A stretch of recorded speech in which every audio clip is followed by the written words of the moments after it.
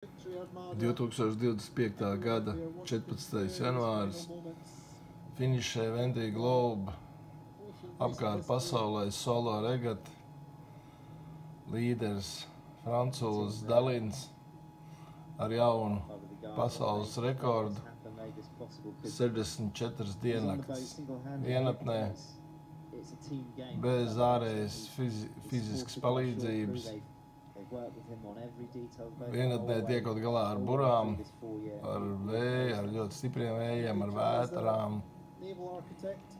Izbrauc no Francijas, tā paša punkta, kur šobrīd atgriežas. Atlantijas okeāns starp Austrāliju un Antarktīdu, apkārt Antarktīdai, protams, Indijas okeāns pa vidu, tad Klusais okeāns tiek šķērsots, tad Dienvidamerika un atpakaļ par Atlantijas okeānu māju.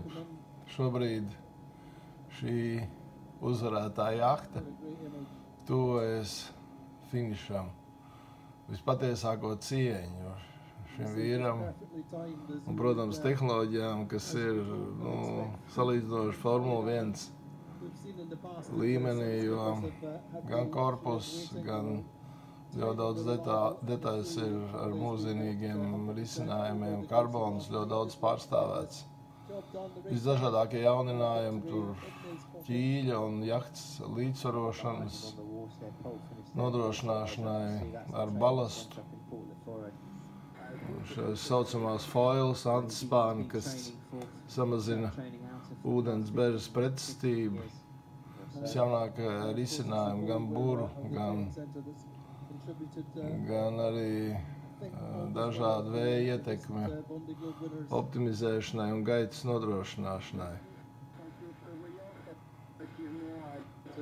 Patiesa cieņa vienatnē, faktiski bez naktsmiera, jo pie kaut kādiem noteiktiem vējiem diennaktī īsti tā pagulēt nesanāk, jo viņi brīžiem 3–4,5 metri. Un šie cilvēki ir trenēti gulēt tādos ciklos ik pa 20 minūtēm speciālā krēslā, lai varētu šo miegu nodrošināt. Un šeit ir finiša līnija. Charlie Dalins tātad ir uzvarējis šo regati un tīri cilvēciski spēju iedomāties viņa sajūtas, kad 64 diennakts tu esi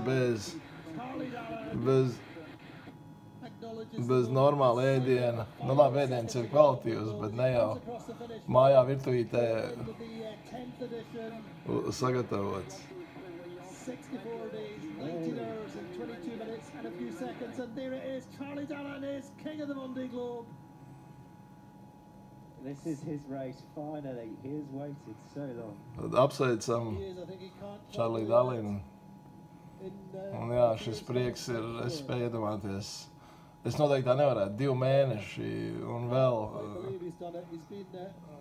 vienam pašam šajos viļņos pāri.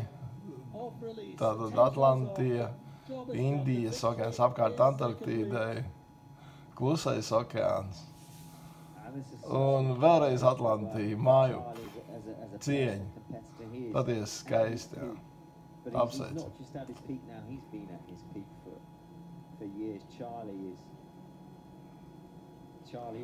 Tad sajūta, ka šie pavadošie kuģi brīžiem nespēja nodrošināt ātrumu, ka iet jahta bez dzinēja. Skaisti lidā.